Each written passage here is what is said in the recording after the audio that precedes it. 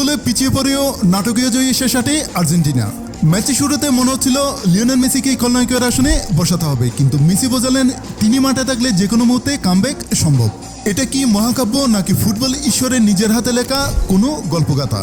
মঙ্গলবার আটলান্টায় মিশর আর্জেন্টিনা ম্যাচে যা ঘটল সেটা কোনো ম্যাজিকের চেয়েও কম কিছু নয়। আসলে লিওনেল মেসি মাঠে থাকলে সবই সম্ভব। দুগোলে পিছিয়ে পড়েও প্রত্যাবর্তন সম্ভব। শেষ বাঁশি না পড়া পর্যন্ত হার না মানা মানসিকতায় লড়াই করে যাওয়া সম্ভব। হারের মুখ থেকে জয় চিনিয়ে আনা সম্ভব, যেমনটা হলো মঙ্গলবার আটলান্টায়। রুদ্ধশ্বাস ম্যাচে মিশরকে হারিয়ে বিশ্বকাপের কোয়ার্টার ফাইনালে চলে গেল আর্জেন্টিনা। একটা সময়ে দুগোলে পিছিয়ে পড়া আর্জেন্টিনা সংযুক্ত সময়ে গোল করে শেষ আটে নিজেদের জায়গা নিশ্চিত করে ফেলল। ম্যাচের শুরুতেই মনে হচ্ছিল লিওনেল মেসিকে আর্জেন্টিনা সমর্থকদের খলনায়কের আসনে বসাতে হবে। যেভাবে এক গোলে পিছিয়ে পড়ার পর পেনাল্টি স্পট থেকে নির্বিষ শটে পত্রপাঠ মিশরের গোলরক্ষকের হাতে বলটি তুলে দিলেন, তাতে অতি বড় মেসি ভক্ত হতাশ হয়েছেন নিশ্চিতভাবে। আর শুধুই পেনাল্টি কেন, মেসি দিন বারবার আটকে যাচ্ছিলেন প্রথমার্ধে, যেমনটা আটকে যাচ্ছিলেন তার সতীর্থ আলভারেজ এনজো ফার্নান্দেসরা। মিশরের গোলরক্ষক মুস্তাফা সেভেরকে যেন মনে হচ্ছিল অবৈধ প্রাচীর। একের পর এক অবিশ্বাস্য হিসেবে বারবাসালাদের ত্রাতা হয়ে দাঁড়াচ্ছিলেন তিনি। উল্টো দিকে মেসির প্রতিপক্ষের আসরে এদিন যিনি ছিলেন সে মোহাম্মদ সালাহ, তিনি যেন অপ্রতিরোধ্য। বারবার প্রতি আক্রমণে সতীর্থদের জন্য সুযোগ তৈরি করে দিচ্ছিলেন। সালাহ তৈরি করার সুযোগে দুগোলে এগিয়ে গিয়েছিল মিশর।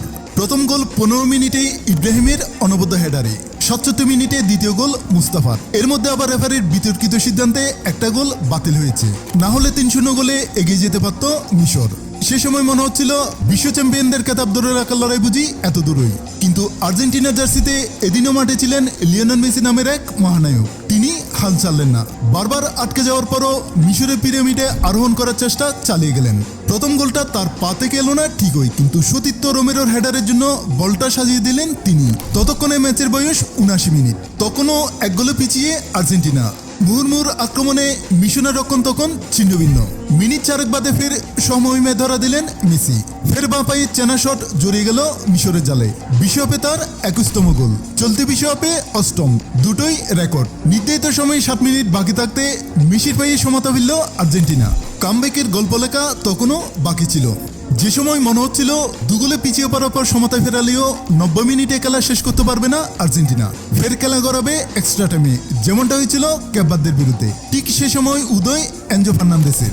ম্যাচের 93 মিনিটে লাউতারো মার্টিনেজের ক্রসে এনজোর হেডার। আবারও মিশরের জালে বল। 2-0 থেকে মাত্র 30 মিনিটে 3-2 গোলের জয় লা আলবিসেলেস্তাদের। রেফারি খেলা শেষের বাঁশি বাজানোর পর অজরে কাঁদলেন মেসি। সতীর্থদের আলিঙ্গনে সে কান্না যেন আরও বেড়ে গেল। আসলে তিনিও জানেন একটুর জন্য তার দ্বিতীয় বিশ্ব চ্যাম্পিয়ন হওয়ার স্বপ্ন ধূলিসাৎ হওয়া থেকে বেঁচে গেল। তিনিও জানেন এই কামব্যাকের কাহিনী রোজ লেখা যায় না। আপাতত আর্জেন্টিনার নজর কোয়ার্টার ফাইনালে।